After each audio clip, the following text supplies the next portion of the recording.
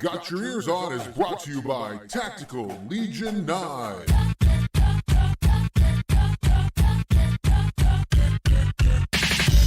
All right, everybody, hello and welcome to this week's episode of Got Your Eers On. Guido here along with Scoot and Johnson. We are 1 week closer to football, Guido. How sweet is that? It is so sweet. I can't wait. It's needed, much needed return to football. And Yes. We're going to talk next week a lot about our preseason predictions and our trip to College Park, where we'll try to stay safe and not get mugged as we play the Maryland Terrapins.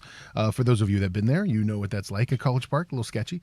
But what we're going to talk about this week, guys, is the continuation of the craziness of conference realignment, or whatever is kind of happening with the announcement, or the soon-to-be announcement this week, of the Pac-12, the ACC, and the Big Ten joining together in an alliance. Like it's Right. like they're like, I don't know, are they on Survivor? Is that what this is? They have an alliance? It's like Big Brother. It is kind of like some sort of like reality television show right now with these conferences, and you know, I think Johnson, I'll go to you first, because I think your first reaction to that announcement, or the soon-to-be announcement about this alliance between these three conferences, was you weren't happy about it. You think it's bad news for WVU. Yeah, well, I think first, even before I say that, don't you think it's weird that it was like on the heels of, remember the chatter here recently about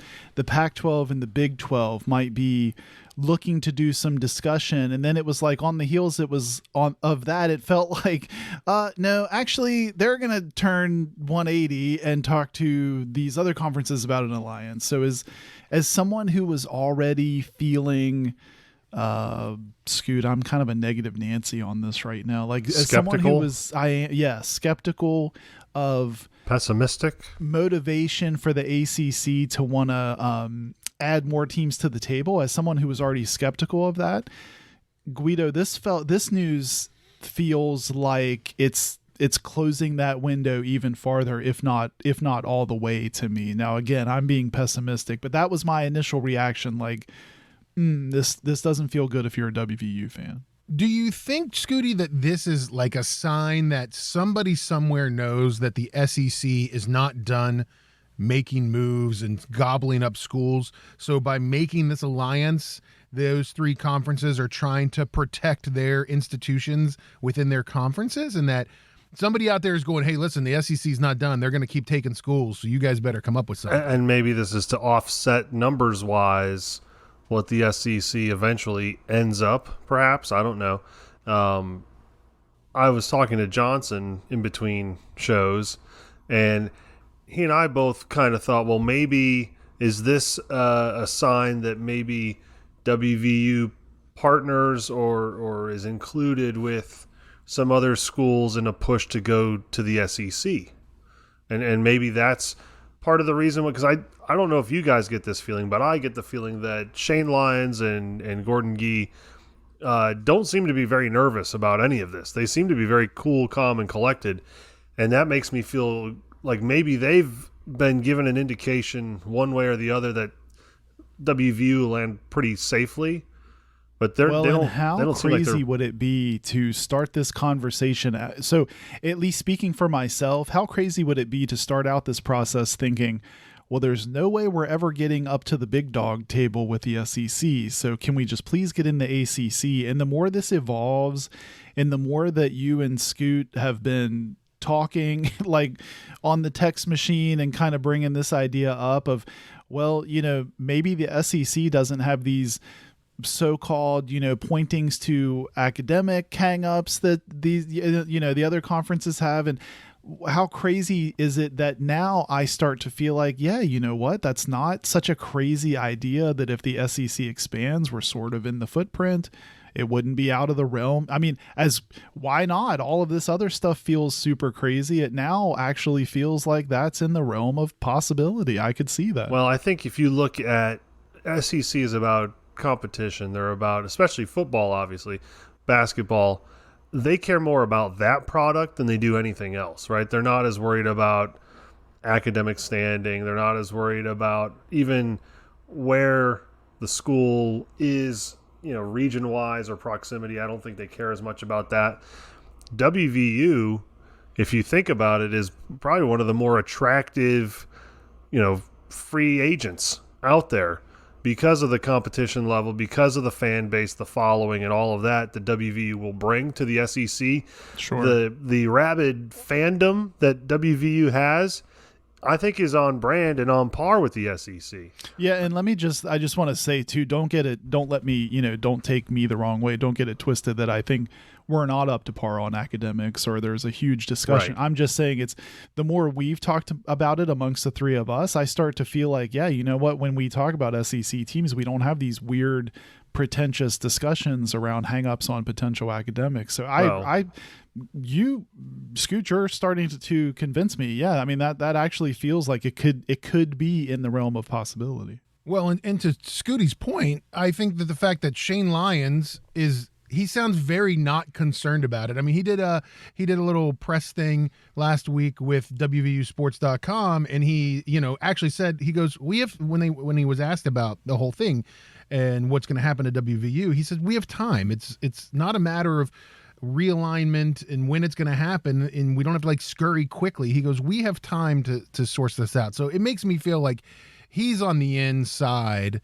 I think that we've got, as opposed to last time when this all happened, it was very quick. We had to find a place. We had to jump on with the Big 12 because that was our lifeline. If not, we would be in, the AAC or the Conference USA. And so I don't think this time is as much of a concern. And I think that's because, you take this group of three conferences, that's 41 schools, give or take, Notre Dame.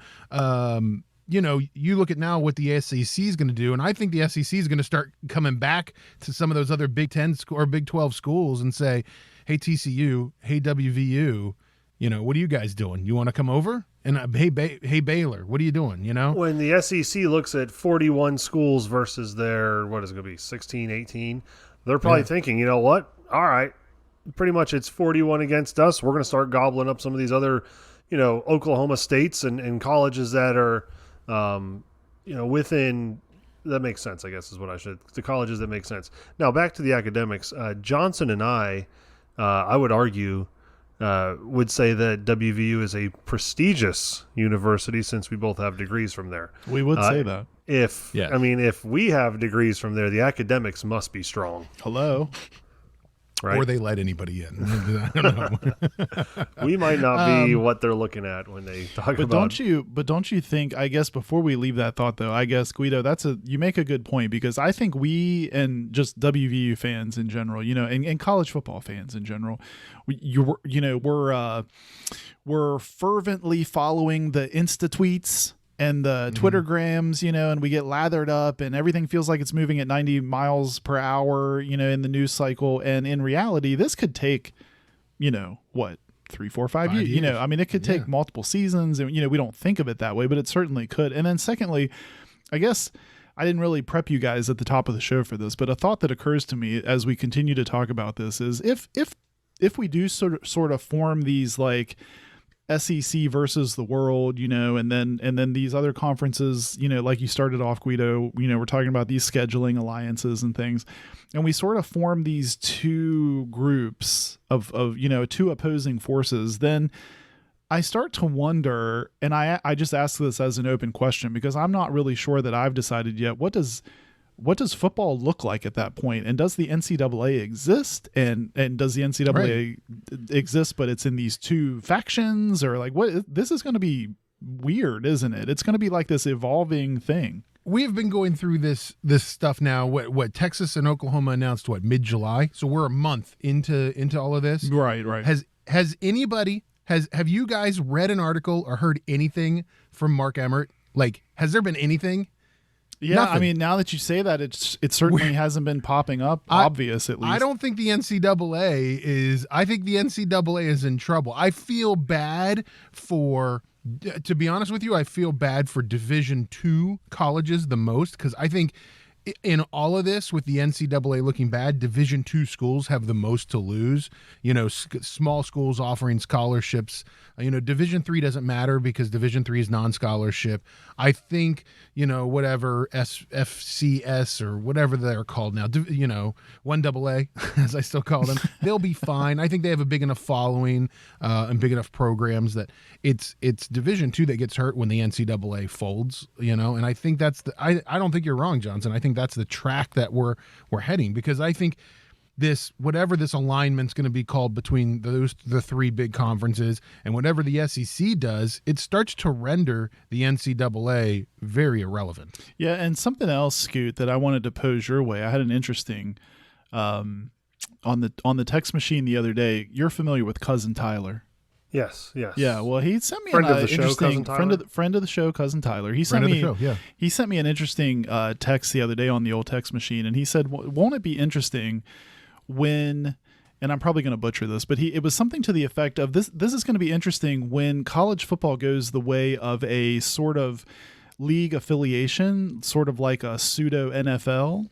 And Right. Does it pull kids out of high school early because they're offered incentives to go ahead and enroll at a university and go ahead and make name and likeness money and incentives and things? And I started thinking, like, wow, this could really reach down into making even high school decisions even weird, or at least not weird is not the right word, but evolve that to a place that we haven't seen it yet. Well, what I think you'll see is that 5-star talent, those are the guys that maybe they leave school early.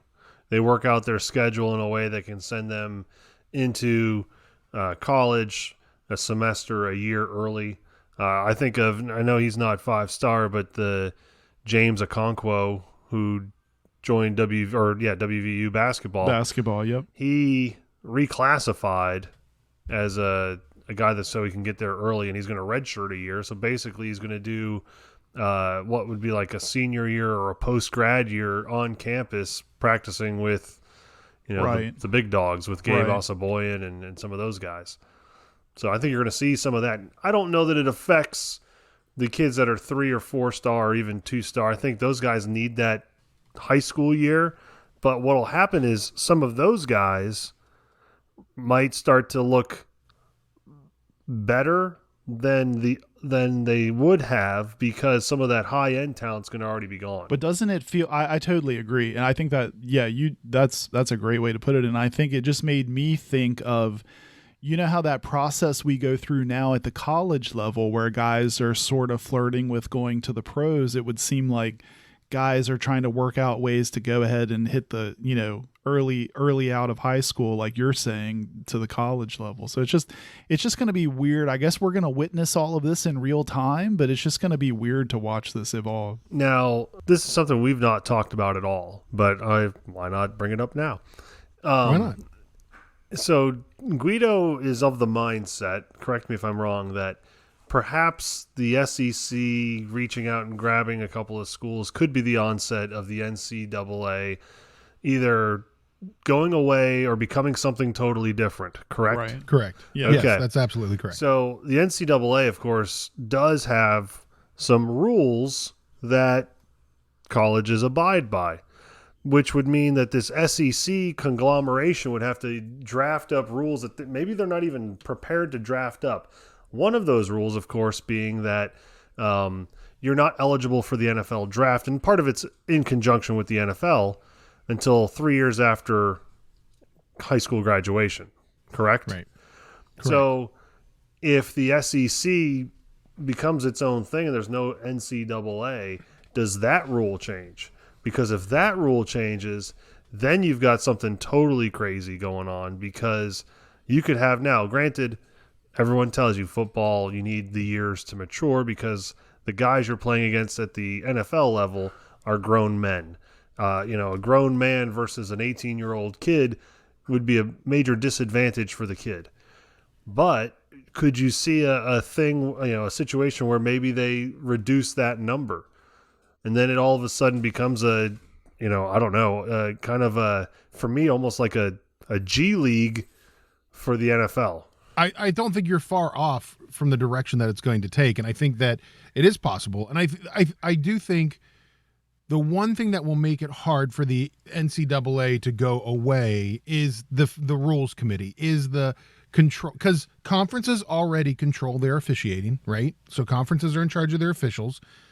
Conferences are in charge of their TV. Conferences are in charge of their game times, or ESPN's in charge of everybody's game time. So the NCAA, the only overarching thing that the NCAA has right now is their rules committee.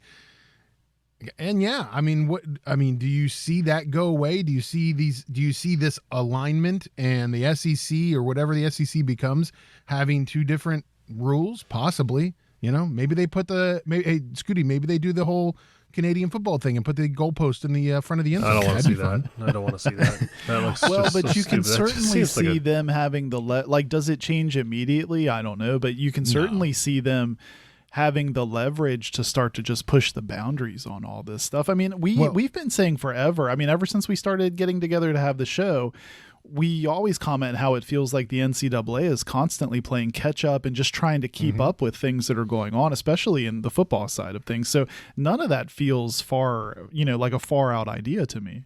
And this is more of a soapbox thing right here, but I in my opinion, one of the only ways for the NCAA to survive right now is to get some new leadership, because that's been the issue, in Indianapolis for a long time, is that leadership. Mark Emmert, that team that's leading the NCAA right now, has not done a very good job from sanctions that they put on schools. Has Bill Self, what has happened with Kansas? Right. Have they ever done anything with that? Snoop Dogg and the strippers? What do we got? Yeah. What do we got? Nothing, right? And so that's the problem. And so, the NCAA has to have some leadership change in order to make it, at least a little more, I don't know, the ability for them to survive. I will also say, guys, what do you think about, talking about the SEC thing, how do you feel about WVU going to the SEC? ACC, we talk about the ACC, and I think it might have been Johnson or somebody I heard said that if WVU went to the SEC today, they would be the fourth largest revenue generating athletic department in the ACC today.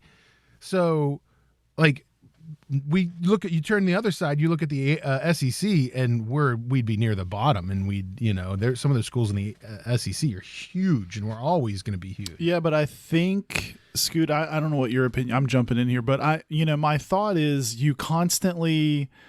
I'm a big believer in just putting yourself in those situations, and then you push yourself to grow, and you get bigger, and that's how you sort of exercise and expand your abilities too. So to me, I would almost think it would probably, just like going to the Big 12, it would probably be painful at first, but I can see us, because just for all the reasons you guys said, I think from a fan base, from the enthusiasm our fan base has for football and basketball, I think they would start to fit right in. I think geographically, you've already got some. Now, they're not teams I'm particularly super excited about, as opposed to some traditional rivals. But when you think about Kentucky, Tennessee, Vanderbilt, some of the proximity we have to some of these schools, it feels like it could be a really something you fit into, and then you grow, and then you have a lot of opportunity in, for sure. For me,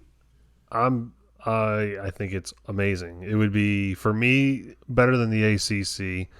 I do think, like Johnson says, we grow into that conference.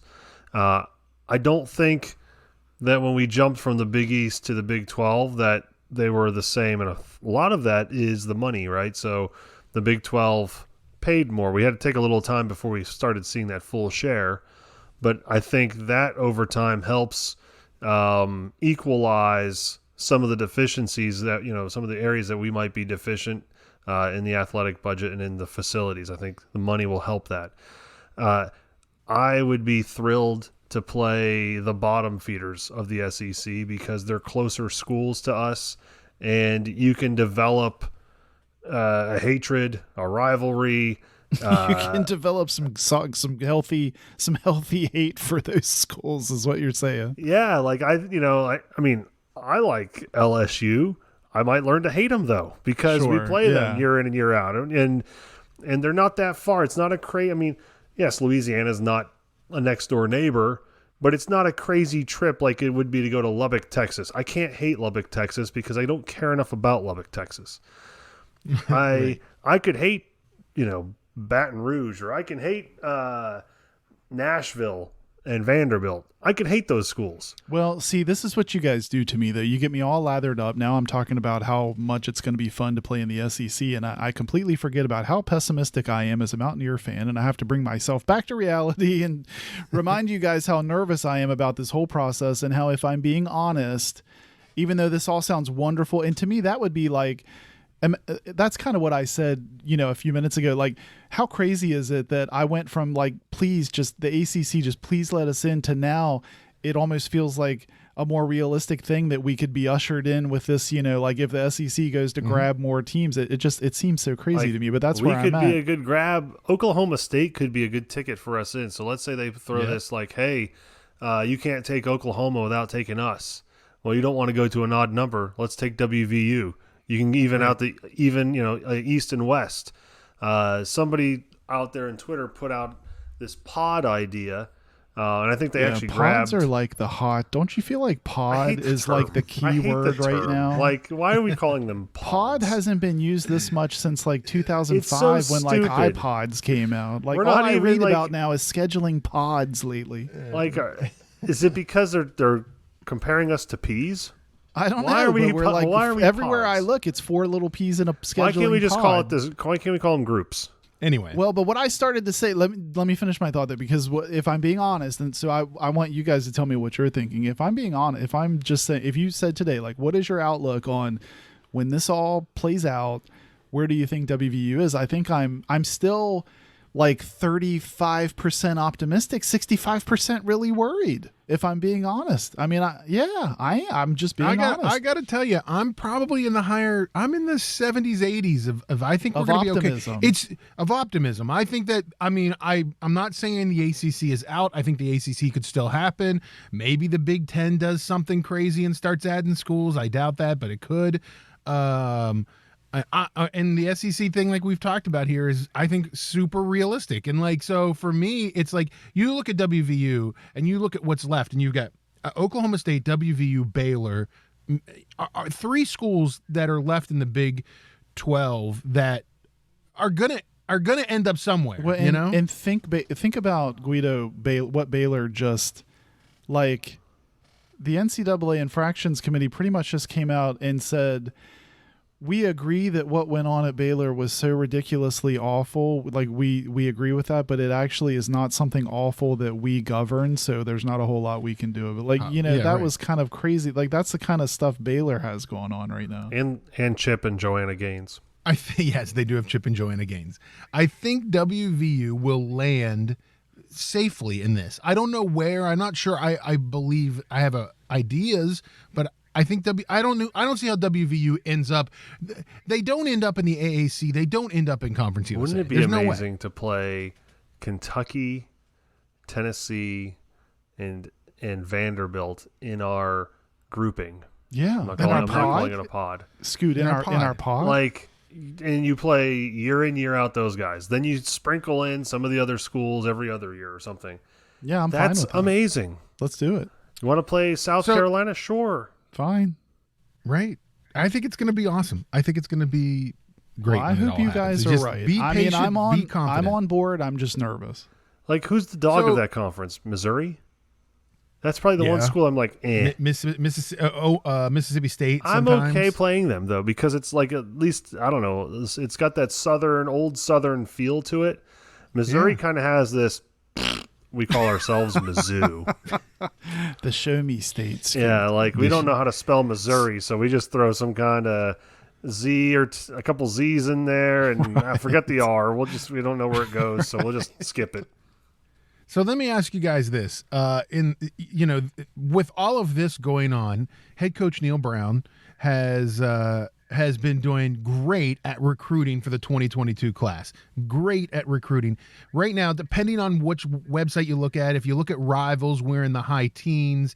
If you look at 247 Sports, I think we're like 22 nationally. So like depending on which site you look at, we're in the top 25 nationally for our 2022 recruiting class. He's got 4 stars. He's got like 3 or 4 stars. Doing a great job. How much or does it at all affect that recruiting with this conference realignment? Well, you got to wonder, I'm sure Shane Lyons and Neal Brown talk often. So while Shane Lyons might not be able to say, hey, I know 100% for sure we're going to end up in X conference. So I got to believe Neal Brown has some sort of sense or feeling that it's going to be all right, because he's got to sell the school and he's got to sell where we're going to land. And that's hard to do when all the other college coaches are going to be like, you want to go to WVU? They don't even have a conference in 2 years, So there's got to be something where he's been given some assurance, I'm sure, from Shane in the athletic department.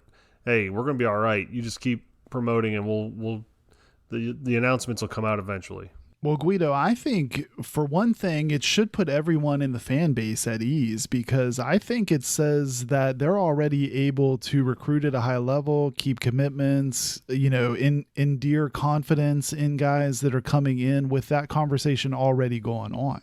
I think we would already be seeing a huge effect in our recruiting for this class if people were really super scared and the coaching staff wasn't doing a good job of scoping that in and managing all of those expectations. So I think it's remarkable that we're having one of our best recruiting classes in the middle of all of this. And with you, and you say that, and I agree with you, Johnson. And what I was kind of going to get at with it was like, even after all this stuff broke loose and in Texas and Oklahoma made their announcement, we still sign a 4-star linebacker, Trey Lathan, out of Miami. He skips some of those schools that he was looking at that were SEC, ACC schools, and he picks WVU.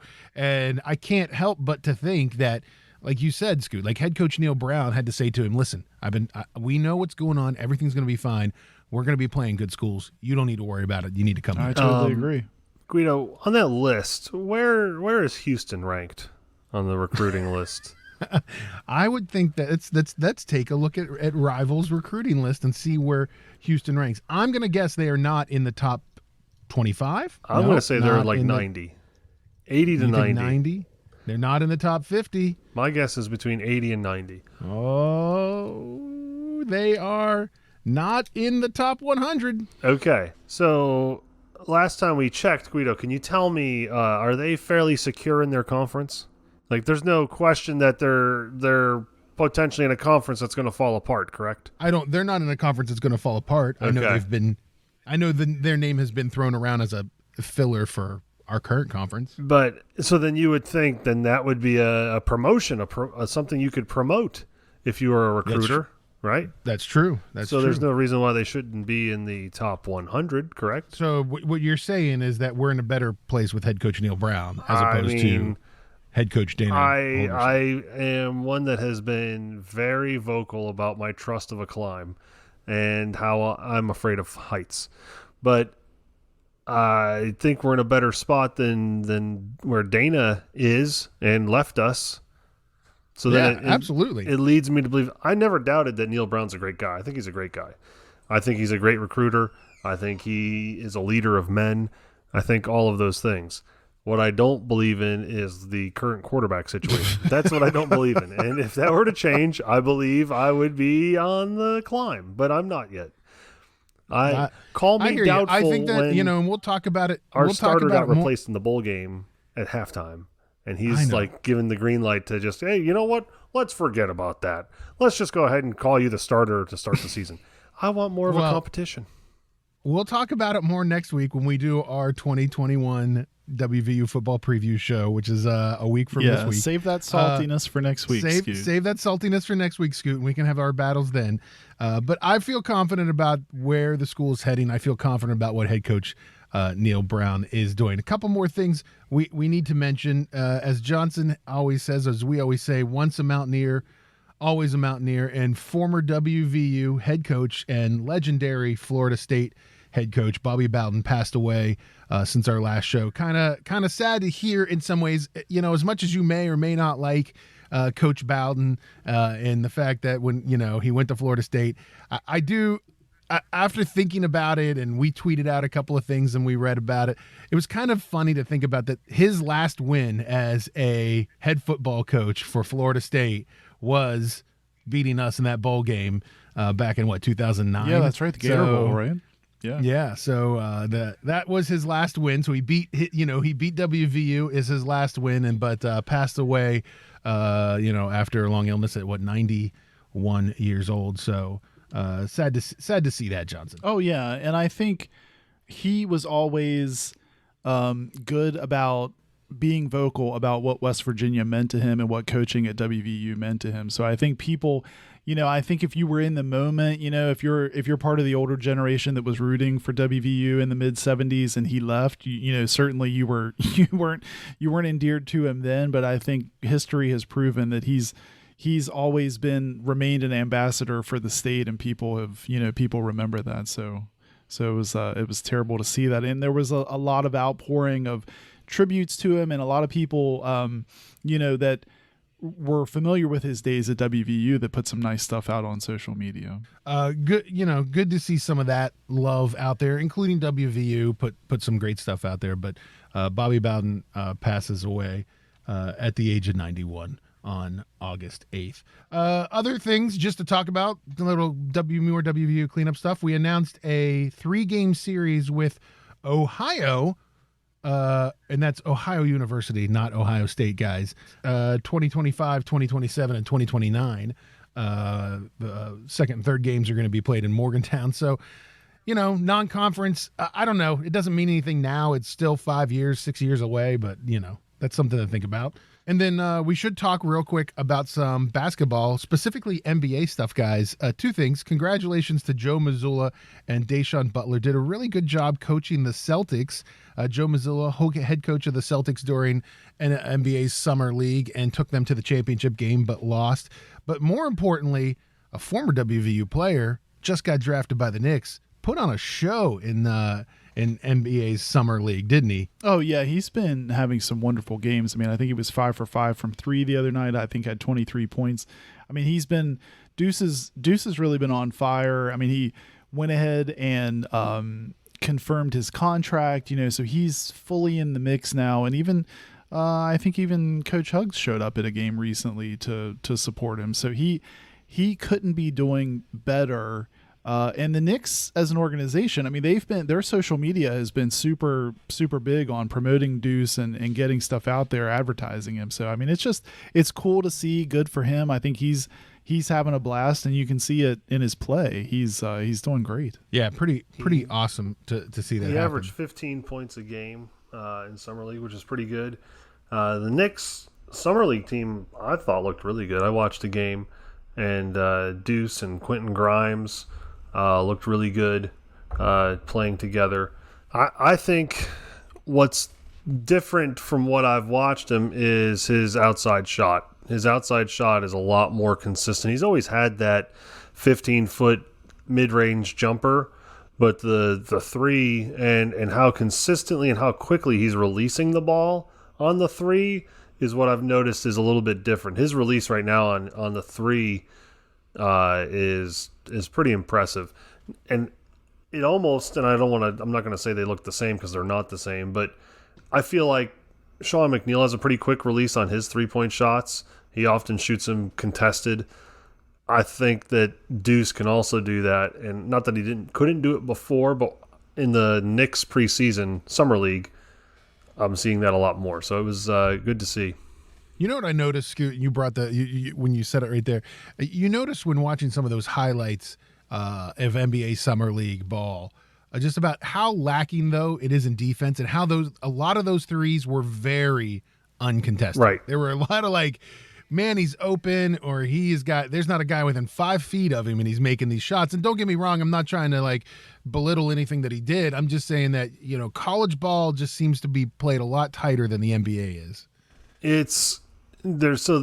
the man-to-man defense often allows for some open spot. Like, listen, if I play man-to-man defense now at age 40 plus, you're going to get a lot of open, uncontested shots off me because my rear end's probably still on the offensive end. Like, I haven't gotten back yet on defense.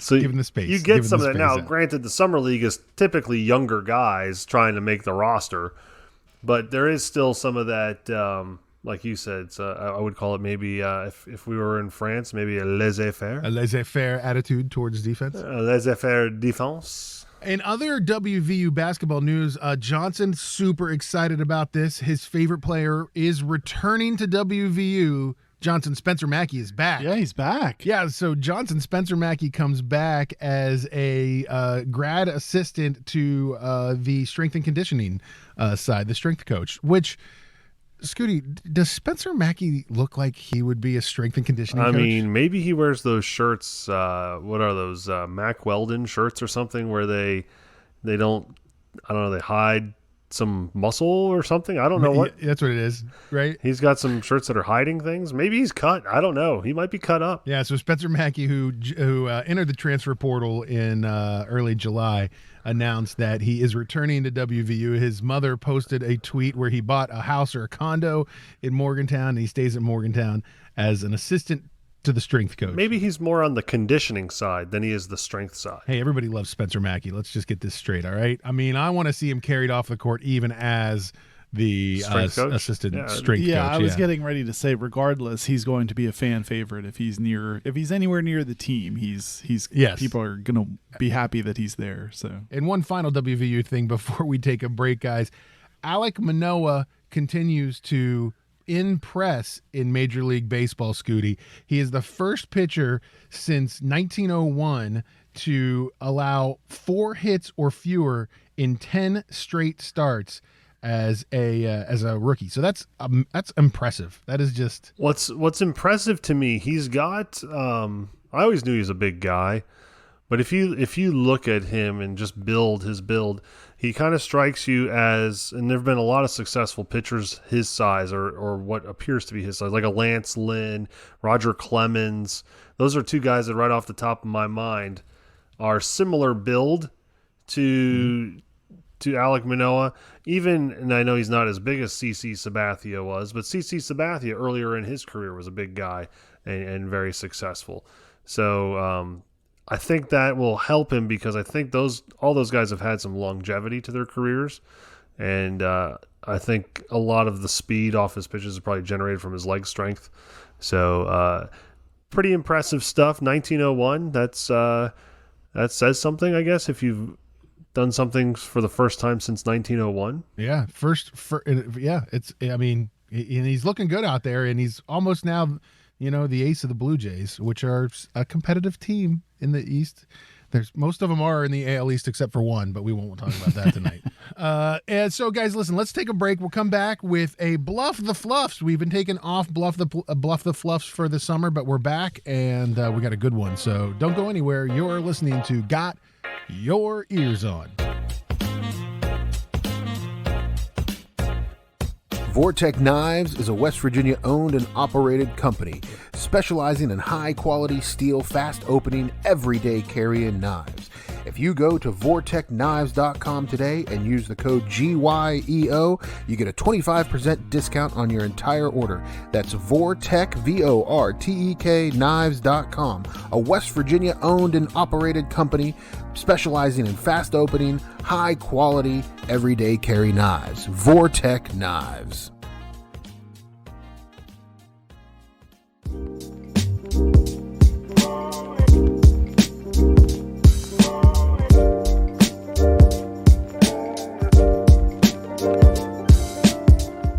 All right, everybody, welcome back to Got Your Eers On. Guido here along with Scoot and Johnson. Don't forget, check us out on the social medias. You can find us online on Instagram and Twitter at Got Your Eers, or find us on Facebook. Just search Got Your Eers On. Guys, it's been weeks. It's been episodes since we've done a Bluff the Fluffs. I mean, you have to be feeling a little empty. I can't even imagine you guys remember which one of you is in the lead. Yeah, I was point. just getting ready to say that. I don't remember. I'm in the lead. I can tell you. I'm in the Nope, lead. you are not. You are not. It was tied before the last one. It was 7-7, but then we did our last Bluff the Fluffs was about Candy in West Virginia, and Johnson won that. So now Johnson has the lead 8-7 Boom. over Scoot right now for 2020-2021. Feels good, Scoot, to be in the lead. All right, so Johnson leads, and this week I felt like we had to have a good Bluff the Fluffs, and we've done a lot of West Virginia Bluff the Fluffs, my home state. We've done a lot of Bluff the Fluffs for Scoot. Well, we did one Bluff the Fluff for Scoot's home state of Connecticut, and I thought it was only fair I'm not that we do a participating. Bluff the Fluff for Johnson's. I'm not participating. I'm not doing this. For Johnson's home city of Winchester, Virginia. So here's a little bit of a Bluff the Fluffs about the city of Winchester, Virginia, where Johnson was born. No, it's not my home city. It's not my home city. I mean, you were I born mean, there, it's correct? false. If I look at your birth certificate, what's it going to say? I was born in the hospital there. I was brought immediately home to my actual home. That was in West Wait, you Virginia. were the same day? I mean, or Yeah, I did mean, you had stay- a were couple of days stay, I think, couple right? of days, yeah. I mean, aren't you a resident? I mean, I Native was son. You're a the native state? son. I mean, of I was Winchester. 0 years old at the time, so I don't remember. But like, You might have been 0 years, but you were 2 days. this is hate. This is hateful. This feels attacking. You're just worried that you might not know as much as I do about your home city. Yeah. I mean, let's just find out, Johnson. How Yeah, much? well, you know? likely I don't know anything about it. Very likely. Well, as always, just remember in Bluff the Fluffs, a correct answer is worth 5 points, a steal is worth 10 points, and final bluff is worth 25 points. When we were in the break, we had a complete and total random flip of the coin, and Johnson came out first. So, Johnson, What the you heck? get to go. This must have happened when I went to go get a drink. I think the fix was in. So, Johnson, congrats. You get to go first this week. Because I mean, it also helps because it's your hometown. So here we go. First question, Johnson, is to you. Before being known as Winchester, it was called Fairfaxville, Old Martinsburg, Fredericktown, or South Cumberland. Old Martinsburg is hilarious. Can you say that? I kind of got like mentally screwed up there for a second because Old Martinsburg is funny to me. Fairfaxville, Old Martinsburg, Fredericktown, or South Cumberland. I'm going to go with Fredericktown. That's correct. 5 points to you, Johnson, right off the bat. I mean, he knows a lot about his hometown. How Scoot. funny So, though, Scoot, if it Fredericktown. was Old Martinsburg. That would be pretty funny. This whole time, I wish we had the rights to music, because the perfect intro for this Bluff the Fluffs would be Springsteen's My Hometown. I would love to have that playing in the background while you answer these questions. Yeah, none of that's true. All right, Scoot, question 2 is to you for 5 points. Correct answer. In 1983, this event caused a 20-year pollution cleanup in Winchester. Was it the city's sewage plant exploded, the city tire dump caught fire and burned for 9 months, the Capitol Records vinyl pressing plant dumped toxins into the river, the Rubbermaid manufacturing facility caught fire? Ooh, well, you being the big record guy, I'm not going with the vinyl. I'm going to go with the tires catching on fire. That is correct. Yes, the city tire dump caught on fire and burned for 9 months and caused a 20-plus year cleanup in Winchester. And Johnson shakes his head because he remembers because it was his I hometown. knew that. Yes, I knew that because I lived in proximity to there in the state of West Virginia. All right, so congratulations, Scoot. You get 5 points right there. And Johnson, this next question is back to you. The Winchester Royals are a member of the Valley Baseball League, an NCAA Major League Baseball summer sanctioned league for college players. What former four-time All-Star and two-time World Series winning pitcher played for the Winchester Royals? Was it Jimmy Key, Jack Morris, Andy Pettit, or Rob Dibble? I hate Rob Dibble. So I'm going to go with Andy Pettit. Sorry, that's incorrect. Scooty, for 10 points and the steal, was it Jimmy Key, Jack Morse, or Rob Dibble? Okay, so I'm going to talk this out a little bit. Rob Dibble is from Southington, Connecticut, which is not too far from where I'm from. His brother was actually good friends with my uncle, so I don't think it was Rob Dibble. Jack Morris is old and just got in trouble, and so I think that's why you put him in as an answer. So I'm going to go with Maryland's own Jimmy Key.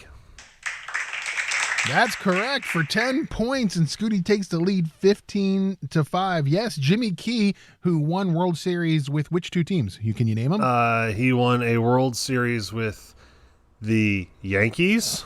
Yes, and? The Blue Jays. That's correct. Very good. Very good. Anyways. So Rob Dibble knowing your uncle had no relevance to anything. You just wanted to say Rob Dibble knew your uncle. I just want to point that out. It's true. It's true. All right. So Scooty gets the steal right there and takes the lead 15-5. And Scooty, this next question is back to you. What famous female country singer is from Winchester, Virginia? Is it Kathy Mattea, Patsy Cline, Dolly Parton, or Reba McEntire?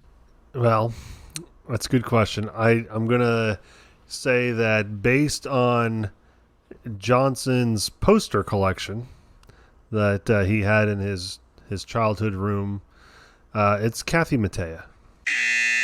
No, I'm sorry, that is incorrect. Johnson for 10 points. First of all, Kathy Mattea, by the way. Odd that he had all those posters. Kathy Mattea, by the way, from West Virginia, from Morgantown, West Virginia.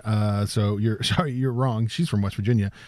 This person's from Winchester, Virginia, Scooty. And Johnson, is it Patsy Cline, Dolly Parton, or Reba McEntire? Scoot often getting people from West Virginia confused with people who are not from Virginia. Guido, that would be Patsy Cline. That's correct. With some confidence, Johnson answers that. Good, Johnson. Good job. He's probably walked by her statue many a time on the town square. And Johnson, you get 10 points right there, and you tie it back up with Scooty, 15 apiece right now in the Winchester, Virginia Bluff the Fluffs. And Johnson, this next question is back to you. My hometown, do. Johnson. Brian Benben is an actor born in Winchester, Virginia. He played Sheldon Wallace on Private Practice for years, but was on a 1990s HBO sitcom. What was it? Was it The Larry Sanders Show, Dream On, Arliss, or First and 10? A 1990s HBO sitcom. I'm going to go with The Larry Sanders Show, Guido. I'm sorry, that's incorrect. He was not on the Larry Sanders Show. Brian Benben, born in Winchester, Scooty, was on which 90s HBO sitcom? I don't even know if that's a real guy's name. Yeah, I mean, Brian Scoot, that's Ben right. Ben? I mean, I totally agree. Whose What last the name is heck? Ben? And I've never heard of this guy. I know every actor in America. He was he on Dream On, Arliss, or First and 10? I'm going to have to go with the only show that I've ever heard of was the Larry Sanders Show, so I'm going to go with Arliss. All right, first of all, that's incorrect. First of all, you don't know Arliss? Arliss was a great show, by I the didn't way. have First HBO. and 10. Come on. I'm a man of the people. He played Martin Tupper. He played Martin Tupper on HBO's sitcom Dream On for 7 seasons. So there you go. Johnson, he was Man of the born in Winchester. All right, so nobody gets any points on that Good one. for Well, him. he's up. So he's the Ben-Bens. Johnson that lived down the lane. The Ben family. You're not familiar with the Ben-Bens? I'm not familiar with the Ben. I mean, they're very notable in the town. Ah, yes, the Ben. Very All right, prominent Scooty, family. next question is back to you. Still tied at 15 apiece. Scooty, what college is located in Winchester, Virginia? Is it James Madison University, Winchester State University, Fairfax College, or Shenandoah University? Shenandoah University. Very good. I didn't know that you would be so confident in I've that spent one, a little Scooty. bit of time in Johnson's hometown. Oh, okay. All right. That's good to know. All right. So Scoot now going into Final Bluff. Scoot has the lead 20-15. But don't worry, folks. The Final Bluff is worth 25 points. Johnson, you're not out of it yet. So all you have to do is guess the right answer. And you get 25 points. And you beat Scooty. And you regain the love and knowledge of your hometown. Okay. As we always do with Final Bluff, we ask you guys to buzz in, and we ask you guys to have some buzzers. Scooty, what is your buzzer this week? My hometown. All right. And Johnson, what's your buzzer? Martinsburg. All right. So there we go. All right, here we go. James Clayton Eubanks is from Winchester, Virginia, and attended WVU. What is he famous for? Is he currently leading the Bassmasters Tour in Fish's Caught? Being one of the top players of Call of Duty in the world? Is the current king of the Shenandoah Apple Blossom Festival held annually in Winchester? Or a driver for the Gravedigger on the Monster Jam Truck Series? My hometown. Scooty, for 25 points and the win. I'm going to say he is the driver for the Gravedigger. I'm sorry, that's incorrect. He is not the current driver for the Gravedigger. It's Johnson, just ridiculous that they're... Johnson, is he on the Bassmasters Tour? Does he play Call of Duty professionally? Or is he the king of the Shenandoah Apple Blossom Festival? I'm going to say he's the king of the Apple Blossom Festival.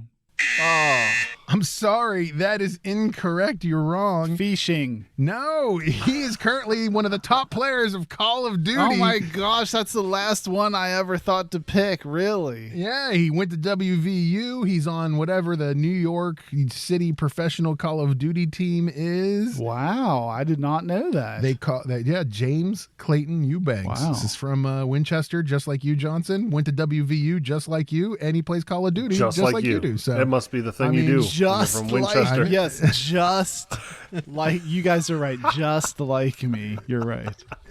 All three unmistakably The trifecta. just like, yes, right, sure. You guys are triple threats. Scoot, it's a Winchester thing. We just don't understand. Yeah, we don't get it. we don't Yes, get you're it. right. Oh, congratulations, Scooty, on the win. You now tie it back up with Johnson, 8 games apiece. How did it feel to beat him in Winchester, Virginia trivia? Well, it's a little sad. It's a sad day because I would like to think that, Johnson's hometown holds a special place in his heart. And for me to put a wedge between that relationship. I can't believe you've given him the floor to lambast on this. Like, I can't believe you've given him the pains me because I know all of his friends and family back home in Winchester rooting him on or sad now. Must be tough. They feel like their favorite son is downtrodden. Yes, they're 20 minutes. They're all 20 minutes north. Scoot, I feel bad because Johnson hid from us so long the fact that he was born in Winchester, Virginia. And the moment that he shared it to us, I think on a previous episode of this podcast, it was kind of from there. It's just been a joke we can't let go. I find it hilarious. Very apologetic, Johnson. Well, listen, let's take a break. We're going to come back with everybody's favorite segment of Got Your Eers On, a little segment that Scooty likes to do called I Can't Believe My Eers. So don't go anywhere. You're listening to Got Your Eers On.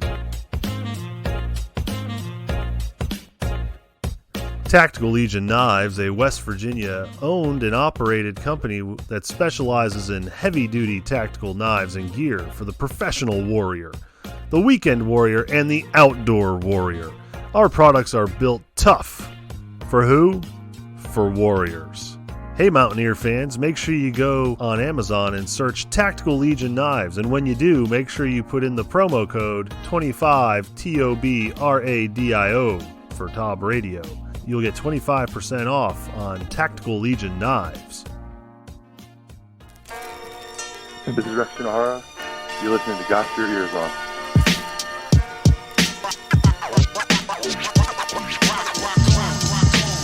right, everybody, welcome back to Got Your Eers On. Don't forget, check out our website, gotyourearson.com. Johnson, it's kind of like the hub of everything about us. Yeah, so we're still faithfully posting each show in show note form on the website and blog form. And we also have our link to the merch store if you want to check that out. If you want to support us with some of our pullover guy merchandise. And we also post the link to the latest show audio right there on the website. So check it out. Yeah, check it out, gotyourearson.com. Well, every week we haven't actually for weeks. We haven't let Scooty go out on the internet. It fries his brain. It's summer. We're trying to make sure like he kind of recoups and gets back to semi-normal. But this week we let him. We let him go back out on the internet and find the most random thing he could find. It's a little segment we like to call I Can't Believe My Eers. What do you got for us, Scoot? Well, I got a question for you fellas. As guys that are confident in themselves and also uniquely different, do you guys have tattoos? I do not. I am not inked up, Scoot. Okay. So are you a... Wait, Scoot, do you have a tattoo? Hold on now. No, I got no tattoos. No tattoos. Okay. I don't believe No, it. I don't. I don't believe it. But Yeah, okay. All right. are you opposed to tattoos? Probably not, right? I mean, No, maybe not no. for you, but for I've others. considered it. Yeah. I've considered it. I don't care. Okay, so I've asked you about the tattoos. Now let me ask you another question. All right. Do you guys eat fast food? I mean, I could speak for Johnson with the fact that Chick-fil-A does count as fast food, and he eats a ton of it. Okay.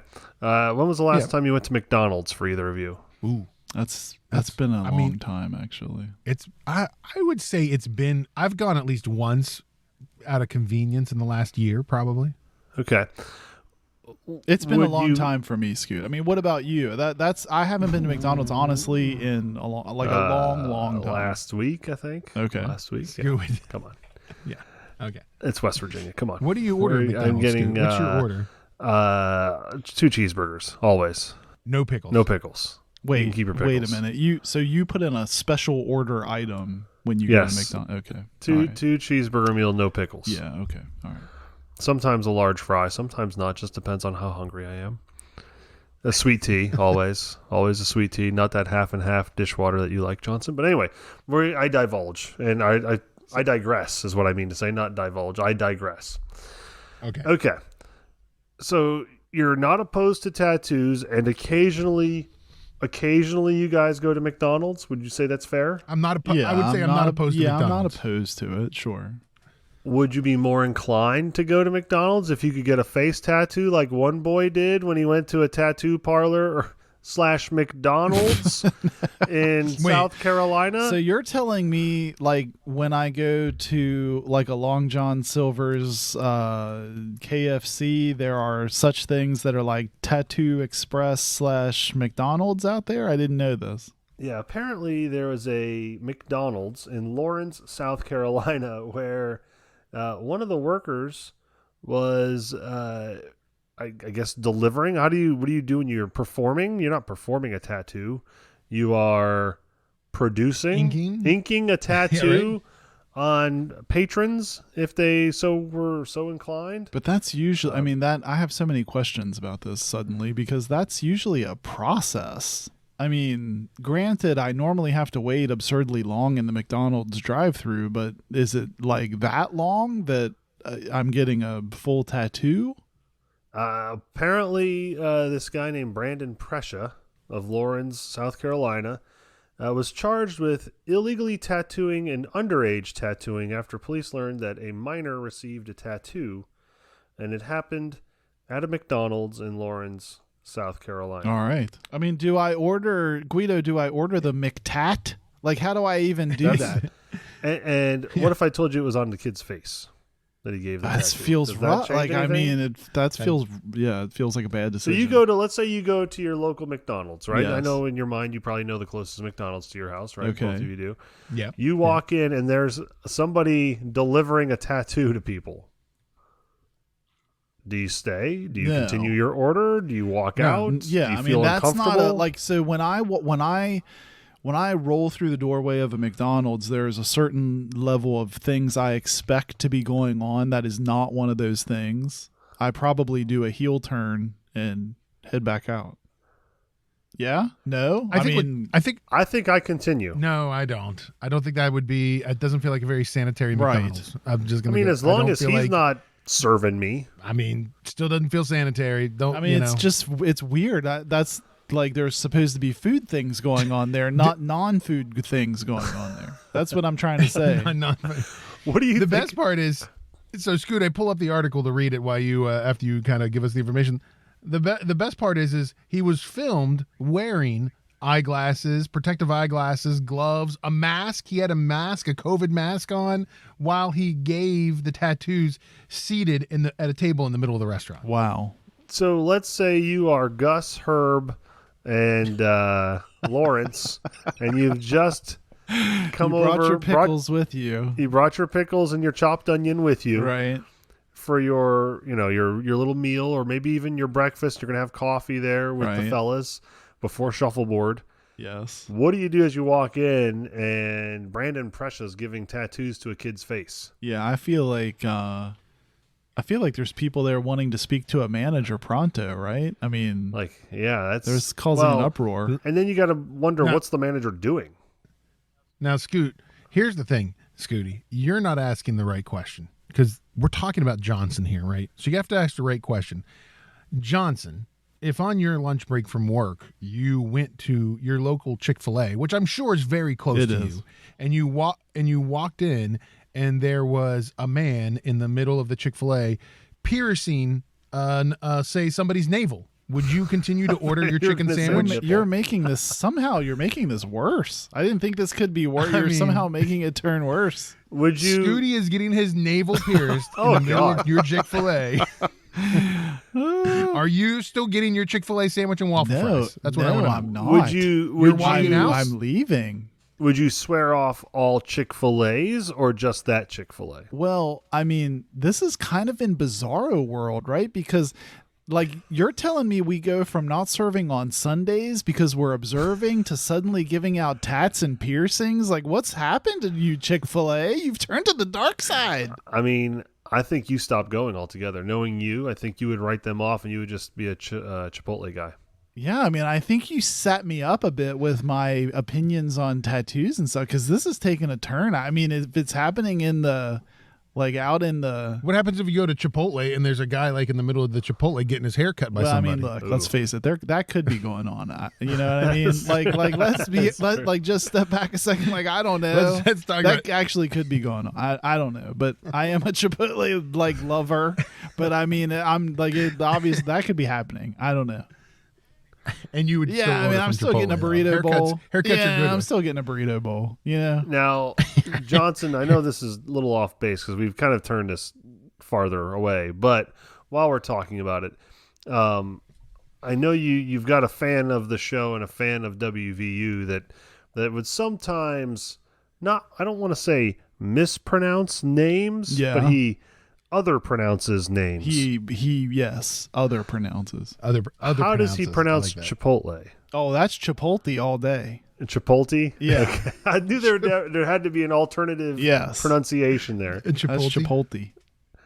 I would have thought maybe Chipotle or something. Maybe I'd like to see a Chipotle. Nah, Chipotle. I like we've it. met at Chipotle multiple times. Well, Scoot, thanks for the Can't Believe My Eers. I'm excited the next time I go into my local McDonald's Well, to see what kind of yeah, who activities knows, Guido? are happening. If you guys at some point get tattoos, I'm going to ask you if you got them at McDonald's. Absolutely. All right, thanks, Scoot. As always, I'm glad that you have the internet back in your hands to find interesting stuff for us to talk about. Well, listen, guys, we'll be back next week with another show, our football preview show. We'll be talking about the team coming up, our thoughts, how much we love or hate the quarterback, and maybe what our predictions are for the season. So look for that next week. And don't forget, you can find us everywhere out there online. Look for us on Instagram and Twitter at Got Your Ears, and also find us on Facebook, and check out our website, gotyourearson.com. Thanks everybody for listening. We'll be back next week. You've been listening to Got Your Eers On.